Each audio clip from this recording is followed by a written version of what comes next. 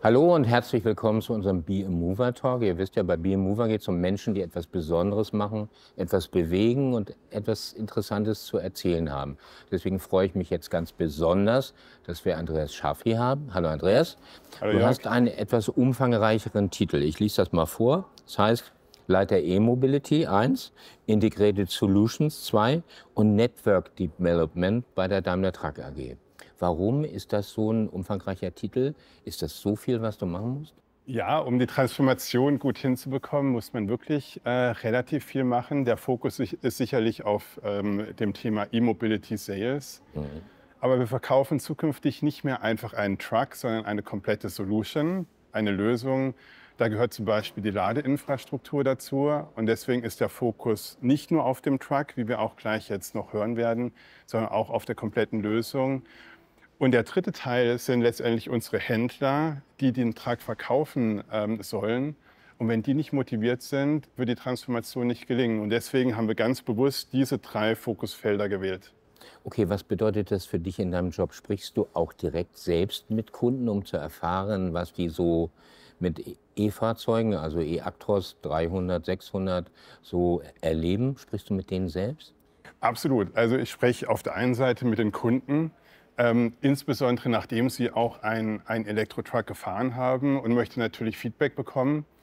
Ich spreche genauso aber auch mit unseren Händlern, um zu verstehen, was läuft gut beim Verkauf von Elektro-Trucks und was kann gegebenenfalls noch verbessert werden. Und bedeutet das, dass du also relativ regelmäßig zu den Händlern gehst oder kommen die zu dir oder wie machst du das? Weil das ist ja doch relativ anspruchsvoll, nicht nur was die Aufgabe angeht, sondern auch die Zeit. Ja, also ich sitze regelmäßig mit der FEAG, ist die Vertretung quasi aller Händler zusammen. Ich werde aber auch häufiger zu Kundenveranstaltungen eingeladen und bin dann bei einem Händler und präsentiere was über die Transformation. Mhm. Hast du dich vorher mit Verbrennermotoren beschäftigt? Oder wie bist du an diesen Job gekommen, dass man gesagt hat, der ist es, der Mann hilft uns in der Zukunft E-Actros zu verkaufen? Also ich habe sicherlich auch immer wieder mit Verbrennungsmotoren zu tun gehabt, aber habe jetzt in meiner beruflichen Historie schon recht viel mit E-Mobility zu tun gehabt. Das geht auf das Jahr 2006 zurück und immer wieder Touchpoints gehabt mit dem Thema E-Mobility. Und warum ist das eigentlich so eine anspruchsvolle Aufgabe? Diese E-Mobilität im Pkw ist ja schon sozusagen irgendwie da. Es gibt noch Beschwerden, was so Ladeinfrastruktur angeht. Warum ist das beim Truck möglicherweise noch anspruchsvoller? Ja, vielleicht mal, was ist eigentlich das Ziel von dem Bereich? Ja, letztendlich unterstützen wir die Transformation zu CO2-neutralen Trucks. Das können auf der einen Seite batterieelektrische Trucks sein oder es können auch zum Beispiel Wasserstofftrucks sein. Und wenn man sich die Zielwerte mal genauer anschaut, die wir auch haben und die uns vorgegeben worden sind durch die Gesetzgebung, dann sind die extrem anspruchsvoll. Im Jahr 2039 wollen wir als Mercedes-Benz Trucks in Europa nur noch CO2-neutrale Trucks verkaufen. Im Jahr 2030 schon mehr CO2-neutrale Trucks als Dieseltrucks. Das ist in 6 Jahren, das ist gar nicht mehr so lange. Und deswegen ist es extrem wichtig, dass wir sehr fokussiert diese Transformation angehen. Nun ist aber meine schlichte Hausfrauenlogik, für einen schweren Lkw, E-Actros 600, brauche ich auch eine sehr anständige Powerladestation. Ja. Gibt es die überhaupt schon in Deutschland? Also die gibt es jetzt vereinzelt. Das Thema öffentliche Ladeinfrastruktur, das muss sicherlich jetzt über die nächsten Jahre aufgebaut werden. Das brauchen die Trucks, vor allem die Trucks, die international unterwegs sind. Wenn man sich aber mal anschaut, wie sind denn die Anwendungsfälle unserer Kunden, dann fahren 60% der Kunden pro Tag nicht mehr als 500 Kilometer. Und das funktioniert dann wiederum ganz gut mit Depotladen. Das heißt, der Truck wird über Nacht aufgeladen und fährt dann den Tag über 400, 500 Kilometer, kommt abends wieder zurück in das Depot und wird dann wieder aufgeladen. Das kann ich mir im Verteilerverkehr gut vorstellen, Ja. dass er sozusagen eine bestimmte Strecke macht. Und das kann man auch, glaube ich, gut präjudizieren, dass man ungefähr weiß, wo was ausgeliefert werden soll und warum. Wenn ich mir aber sozusagen die heutige Realität angucke, häufig viel Osteuropa im Einsatz, auch mit Speditionen, die Namen, die man kennt, aber eben, sagen wir mal, mit Zulassung Litauen, Estland, weiß der Kuckuck was noch. das dauert auch wahrscheinlich sehr, sehr lange, bis es da so ein Umdenken gibt und auch ein Umpolen und auch die Umstellung auf elektrische Fahrzeuge, oder? Also bis man wirklich International Long Haul von Polen nach Spanien fährt, dauert das sicherlich noch eine Zeit. Da ist es extrem wichtig, dass jetzt die öffentliche Ladeinfrastruktur aufgebaut wird. Ich sehe gerade uns in einer Phase, wo der Fokus auf dem schweren Verteilerverkehr liegt. In der zweiten Phase werden wir sehr stark den nationalen Long-Haul-Verkehr sehen und dann erst in der dritten Phase verstärkt den internationalen Long-Haul-Verkehr. Also das wird sich entwickeln. Die Kunden müssen das auch erstmal ausprobieren. Aber es lohnt sich, ja. Ja. Was hast du für Erfahrungen mit dem E600? Also wir medial haben den Eindruck, das ist ein Fahrzeug, das läuft, ich will nicht sagen von alleine, aber das Interesse ist sehr groß. Ja. Auch bei Medien darüber zu berichten. Wir sind ja nun einmal quer durch Europa gefahren und haben unterschiedliche Journalisten drauf und es hat offensichtlich irgendwie funktioniert. Die waren dann relativ begeistert. Was kriegst du für ein Feedback von den Kunden bis jetzt? Also das Feedback ist sensationell, ja, und ich erkläre dir auch gerne, warum. Ich glaube, wir haben einen der ersten wirklichen Long-Haul-Trucks auf den Markt gebracht. Und wenn man sich jetzt mal die Spezifikation anschaut von dem e-Actros 600, dann hat er zum einen eine sensationell gute Reichweite, 500 Kilometer. Jetzt kannst du sagen, naja, 500 Kilometer, dann packe ich einfach mal ganz viele Batterien rein und dann kann ich noch weiterfahren. Ja, aber wir haben eine 600 Kilowattstunden Batterie. Das bedeutet im Schnitt eine Effizienz von 120 Kilowatt oder ein Verbrauch von 120 Kilowattstunden auf 100 Kilometer. Und es ist wirklich ein extrem guter Wert. Das liegt an unserem Antriebssystem, das wir haben. Wir haben 3 große Batteriepacks und wir haben eine neu entwickelte E-Achse und da ist die Effizienz extrem gut. Das heißt, der Kunde nimmt wahr, ich habe eine sehr gute Reichweite, ich habe eine hohe Effizienz. Und der dritte Punkt, der extrem wichtig ist die Batterie selber. Und das ist sicherlich ein wesentlicher Punkt, bei dem der Kunde Vertrauen braucht, ist die Batterie, und zwar die Lebensdauer der Batterie. Und wir haben hier mit einer LFP-Batterie, einer neuen Technologie, haben wir eine Batterie, die 1,2 Millionen Kilometer Lebenszeit hat oder 10 Jahre und dann noch wirklich deutlich über einem, wir nennen das State of Health, also einer Performance der Batterie von über 80% ist. Und damit merkt der Kunde, die Batterie wird nicht mehr das Problem sein. Und ich bin felsenfest davon überzeugt, dass die Batterie robuster sein wird als der Rest von dem Truck. Und wir machen uns viel Gedanken, was machen wir eigentlich mit der Batterie, die noch einen extrem guten Stand haben wird, wenn der Truck schon nicht mehr die Performance bringt. Jetzt müssen wir erklären, was LFP heißt. Also LFP steht für Lithium, Ferrum und Phosphat. Das ist eine neuartige Batteriezellchemie, die wir hier verwenden. Und der Vorteil ist, dass die Energiedichte extrem hoch ist und deswegen erreichen wir auch die Reichweite. Okay. Und ein weiterer Vorteil ist, dass wir fast 95% der installierten Batteriekapazität auch nutzen können. Ja, bei anderen Batteriezelltechnologien können wir ungefähr nur 80-85% der installierten Batteriekapazität nutzen, was ein Riesenvorteil ist. Stellt sich für mich gleich die Frage, erstens, wie schwer ist das Ding? Und zweitens, kommt es auch aus China? Also natürlich, also die Batterie ist deutlich schwerer in Summe als jetzt ein Motor, das ist vollkommen klar. Und die Batterie kommt auch aus China. Okay, die sind, glaube ich, weltweit führend in der Batteriechemie im Moment, muss man einfach so sagen. Muss man sagen, wir arbeiten hier mit dem Partner CATL zusammen und das ist momentan die beste Batterie, die man aus meiner Sicht in Long-Haul-Trucks einsetzen kann. Okay, wie sieht es eigentlich mit der Konkurrenz aus? Gibt es Konkurrenzprodukte, wo ihr sagt, okay, die machen auch ganz anständigen Job? Ist das so? Entwickelt sich da was sozusagen ein Biotop, in dem diese E-Fahrzeuge sich entwickeln können? Ja, also jeder unserer Wettbewerber arbeitet gerade an Elektro-Trucks. Ich vertraue natürlich extrem auf die Performance von dem e-Actros 600. Es ist sicherlich ein sehr wettbewerbsstarker Truck und deswegen verkaufen wir momentan den Truck auch schon sehr gut. Wir haben den Start of Production Ende des Jahres, das wurde so offiziell auch kommuniziert.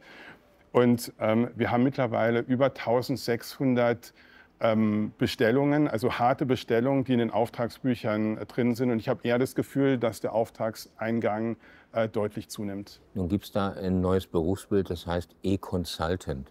Was Ja. muss ich mir darunter vorstellen? Ist das irgendwie so eine Art Vertretertyp, der zu mir kommt und sagt, ich helfe Ihnen mal, wenn Sie so einen Truck brauchen?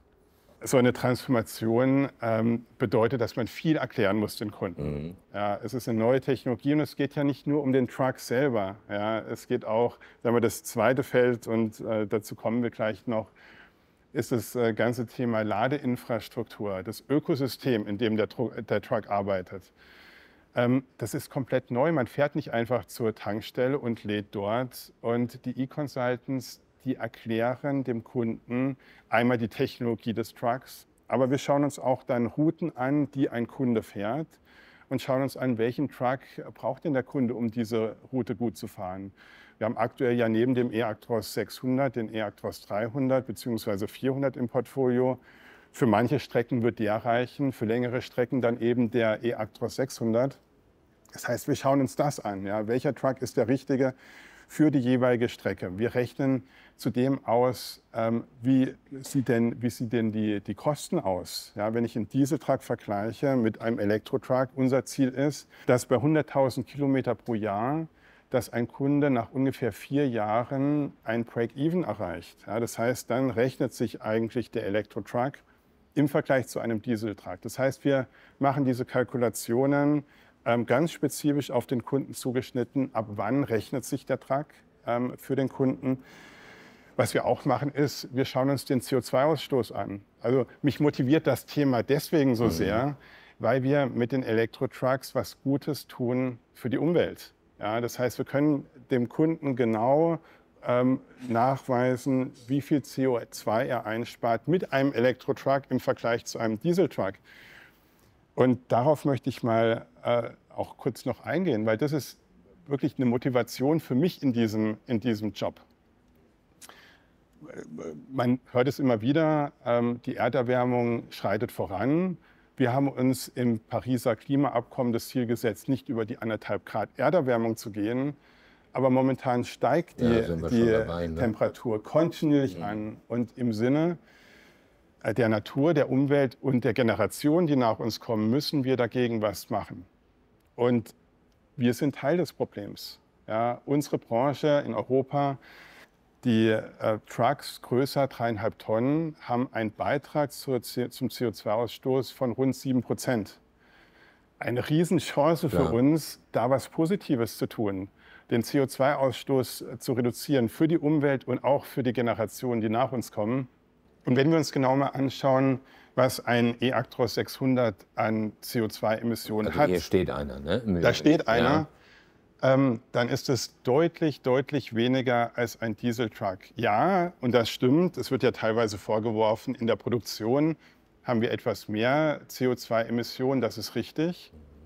Aber wenn man sich zum Beispiel mal den europäischen Strommix aus dem Jahr 2020 anschaut, dann hat nach ungefähr 200.000 Kilometer so ein Elektrotruck schon eine positive CO2-Bilanz. Und über die komplette Lebensdauer bei einem durchschnittlichen Energiemix in Europa sparen wir rund 40% CO2.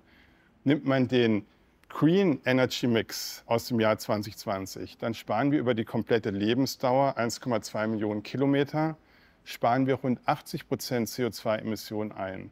Und das motiviert mich wirklich jeden Tag in der Aufgabe, weil ich das Gefühl habe, mein Bereich tut jeden Tag was Gutes für die Umwelt.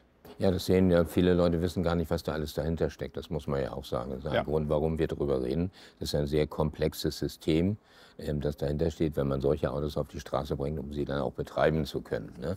Du hast ja angesprochen, Ladeinfrastruktur. Ist die schon so easy und einfach zu bedienen, dass der gemeine Fernfahrer damit gut umgehen kann? Also ich fahre selber auch ein Elektroauto. Ich muss sagen, das Laden ist überhaupt gar kein Problem mehr. Das macht man einmal und das zeigen auch unsere E-Consultants den Kunden. Und das ist quasi wie Stecker rein, es wird geladen und das funktioniert wirklich sehr, sehr gut. Häufig fragen uns die Kunden, was brauchen wir eigentlich für eine Ladeinfrastruktur? Wie viele Lader brauche ich? Wie stark sollen die sein? Und das ist auch wieder sehr anwendungsspezifisch. Das hängt davon ab, welche Routen auch die Kunden fahren. Brauche ich eher mehr Lader, die dann über Nacht laden? Das sind dann häufig 50 Kilowatt Lader. Oder kommt der Truck mal rein, muss kurz nachgeladen werden, geht dann wieder raus. Dann brauche ich eher vielleicht einen 400 oder 600 Kilowatt Lader. Also da beraten wir sehr spezifisch. Viele Kunden sind schon extremst aktiv. Depots werden elektrifiziert. Und es sind nicht nur die Lader, die ich in den Depots habe. Ich war kürzlich bei einem Kunden, der hatte schon das komplette Dach seiner Lagerhalle mit einem Photovoltaiksystem ausgestattet. Und weil das nicht mehr gereicht hat, weil er noch mehr Energie quasi produzieren wollte, hat er die komplette Seite der Halle auch noch mit Photovoltaiksystemen ausgestattet und produziert pro Tag 3 Megawatt Stunden Energie und baut jetzt einen Batteriespeicher in die Lagerhalle, damit er die Batterie dann abrufen kann, wenn er sie wirklich auch braucht. Da gibt es das Stichwort Alpitronic, das ist eine Partnerschaft im Rahmen von Ladesäulen, wenn ich es richtig verstanden habe. Ja. Was ist das für eine Firma? Warum arbeiten wir mit der zusammen? Ja, es gibt relativ viele Anbieter von Ladeinfrastruktur, von solchen Ladern, die kennen wir, wenn wir an Autobahnraststätten sind, dann sieht man diese Schnelllader häufiger. Und wir haben uns überlegt, dass wir eine Partnerschaft mit aus unserer Sicht einem sehr, sehr guten Anbieter von Ladeinfrastruktur eingehen werden. Und das ist in dem Fall Alpitronic. Wir haben einen Charger von Alpitronic, der eine sehr hohe Effizienz hat. Aber was uns auch wichtig war, ist, dass im Falle, dass der Charger mal nicht funktioniert, dass er sehr, sehr schnell repariert wird. Du musst verstehen, wir sehen den Charger als Teil des Antriebsstrangs des Trucks. Wenn der Lader nicht funktioniert, fährt der Truck nicht. Das heißt, die Uptime nennen wir das, die Verfügbarkeit des Laders muss mindestens auf dem gleichen Niveau sein wie die Verfügbarkeit des Trucks, also weit über 95%, weil ansonsten verdienen unsere Kunden kein Geld. Und deswegen haben wir uns hier für Alpitronic entschieden, auch wenn es andere Hersteller auf dem Markt sind, die auch eine gute Leistung haben. Hier war uns die Performance im Service extremst wichtig und deswegen haben wir die Partnerschaft. Warum ist es überhaupt so wichtig, dass wir uns um diese Ladeinfrastruktur kümmern? Und da komme ich gerne auf den Anfang unseres Interviews zurück. Ja, das ist das Thema Solution. Ja, ich hatte gesagt, wir verkaufen keine Trucks mehr, wir verkaufen eine Lösung. Und wenn der Lader nicht funktioniert, wenn der Truck nicht geladen wird, dann hat der Kunde ein Problem. Und was wir vermeiden wollen, ist, dass es ein Ping-Pong gibt zwischen dem Hersteller des Trucks und dem Hersteller der Ladeinfrastruktur. Ja, stell dir vor, du bist der Kunde und der Truck lädt nicht. Dann rufst du erst bei uns an und sagst, hey, der Truck lädt nicht. Wir sagen, hey, eigentlich müsste der Truck aber eigentlich laden. Dann rufst du danach an bei Alpitronic oder beim Ladeinfrastrukturhersteller. Und der sagt auch, ja, eigentlich an mir liegt es nicht. Es ist nicht kundenorientiert. Nee. Der Kunde wird hin und her geschickt und wir haben gesagt, nein, wir begreifen das als ein System. Der Kunde hat einen Ansprechpartner und wir lösen das Problem für den Kunden. Und deswegen haben wir gesagt, wir werden eine Partnerschaft, eine strategische Partnerschaft mit einem Hersteller von Ladeinfrastruktur aufbauen. Und der Kunde wird mit uns dann erstmal in Interaktion treten, wenn der Truck nicht lädt. Das kann entweder am Truck liegen oder am Charger. Und deswegen haben wir diese Partnerschaft eingegangen. Nun haben wir ja Retail-Betriebe, die sich um Kunden kümmern. Das ist das eine, aber wir haben ja viele Händlerbetriebe, ein Händlernetz sozusagen. Deine Aufgabe ist auch, ein Händlernetz zu entwickeln, so dass es perfekt funktioniert im Idealfall. Ist das eigentlich schwierig, die Händlerbetriebe zu überzeugen, dass sie es machen muss? Sie müssen ja auch wieder investieren. Ja, das ist vollkommen richtig. Erstmal, ohne die Händler funktioniert es nicht. Wir brauchen motivierte und engagierte Händler, die Elektro-Trucks und auch seit Mai die Charger, die Lader von Alpitronic verkaufen. Was ist wichtig? In dem ersten Schritt, wir unterscheiden immer zwischen E-Readiness, also kann der Händler letztendlich den Truck verkaufen, Und E-Engagement, das ist mehr in die Richtung, möchte ja wirklich den Truck verkaufen. E-Readiness, da haben wir viele Schulungen. Ja. Die Verkäufer, und das kann ich auch bestens verstehen, verkaufen gerne die Produkte, die sie kennen. Ja. Ja. Und man kennt natürlich aktuell am besten die Dieselfahrzeuge. Das heißt, wir müssen die Verkäufer schulen und ihnen die E-Trucks genauer erklären. Das ist eine Facette von E-Readiness. Wir schulen gerade in Summe 1700 Verkäufer. 1700 Verkäufer haben jetzt Anfang Juli angefangen, über in Summe 2 Monate. Und zwar nicht nur auf Papier. Die kommen alle hierher nach Wörth und dürfen auch mit dem Truck fahren. Meistens springt da dann spätestens der Funke über, weil die Beschleunigung und auch, es ist ja ein ganz leiser Truck, also man hat gar nicht dieses Motorengeräusch. In der Regel sind die Verkäufer extremst motiviert. Und ja, zum Thema E-Engagement, es dauert am Anfang etwas länger, so einen Elektro-Truck zu verkaufen. Da haben wir neue Modelle der Incentivierung, um sicherzustellen, dass auch die Händler da wirklich motiviert sind. Wir haben wirklich ganz, ganz tolle Händler, die heute schon die Ladeinfrastruktur aufbauen, investieren in das Geschäft, weil eins ist klar, das wird nicht mehr weggehen, das ist unsere Zukunft. Okay. Nun sind wir hier in Wörth in der neuen eActros Experience World, wie sie so schön heißt. Ist das auch ein Teil dessen, was die geschult werden, erleben, dass sie hier reinkommen? Das sehen die Kunden auch, dass sie sehen können, was da auf sie zukommt? Absolut. Also diese eActros 600 Experience World ist ganz neu. Die ist erst vor ein paar Wochen eröffnet worden. Und wir sind hier ja in dem Customer Center von Mercedes-Benz Trucks. Also dort, wo die Kunden ihre Trucks auch abholen. Und es ist der perfekte Platz, um unsere Kunden an die Transformation heranzuführen, an Elektro-Trucks heranzuführen. Und wir beleuchten hier alle Aspekte, die relevant sind für die Transformation. Ja, wir informieren natürlich sehr im Detail über den Truck selber.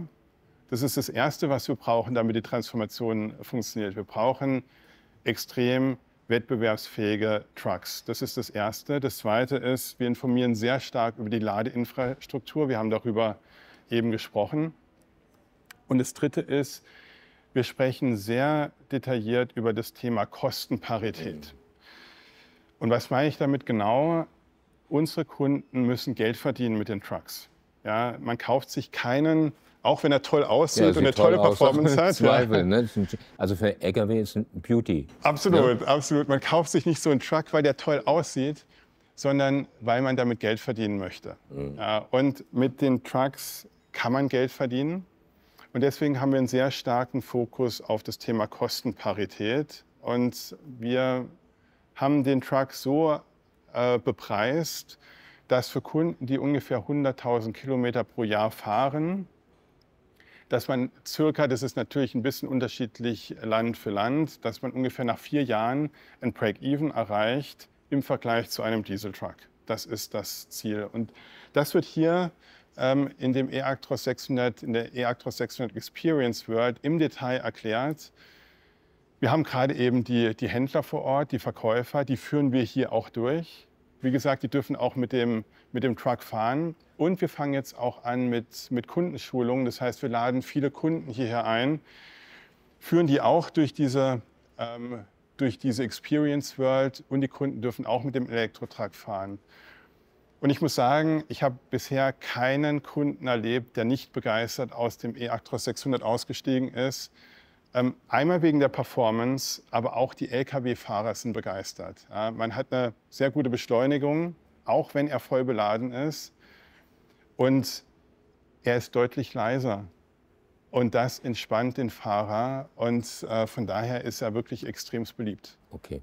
Also jetzt will ich auch fahren, ne? Also nicht unbedingt heute, aber ich würde den auch gerne mal fahren. Aber das klingt alles unheimlich sympathisch und sehr optimistisch. Ne? Und ich glaube, du bist auch Optimist, sonst würdest du den Job nicht machen. Ja.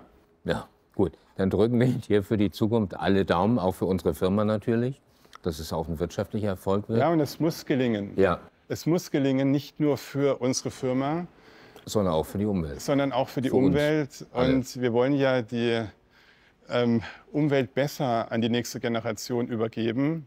Ja, und deswegen brauchen wir unbedingt diese Trucks. Und ich glaube, spielt die Politik schon eine wesentliche Rolle.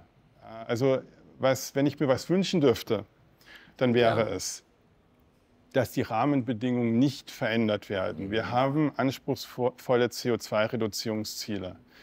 Wir investieren als Mercedes-Benz Trucks extrem in neue Technologien wie den E-Actros 600, aber auch in Wasserstoff, um diese CO2-Reduzierung hinzubekommen.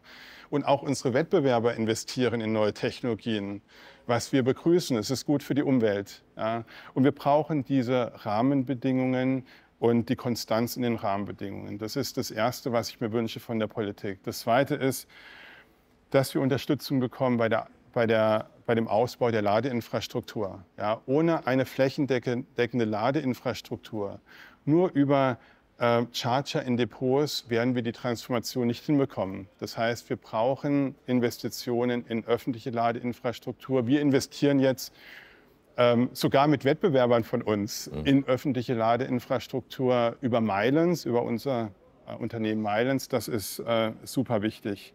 Und ich wünsche mir, dass wir als Mercedes-Benz Trucks als Role Model voranschreiten, aber auch Europa als Role Model voranschreitet, weil alleine wir werden nicht Global Warming, die globale Erderwärmung lösen. Wir müssen hier als gutes Beispiel vorangehen. Dann wird es gelingen. Okay, also das klingt alles sehr überzeugend, muss ich sagen. Hat mir gefallen, dieser muntere kleine Talk. Ne? Erstmal dafür herzlichen Dank. Gerne. Ne? So, liebe Leute, das war der BeMover Talk. Heute ging es um Elektromobilität und zwar am Beispiel von E-Actros 600. Und hier der Experience World, die in Wörth aufgebaut ist. Kommt ruhig mal her und guckt es euch an, wenn ihr könnt. Und die Kunden kann man nur auffordern, in E-Actros zu investieren. Das ist ein wirklich gutes Fahrzeug. Danke für die Aufmerksamkeit. Danke dir, Andreas, dass du dir die Zeit genommen hast. Und ich sage Tschüss, bis zum nächsten Mal.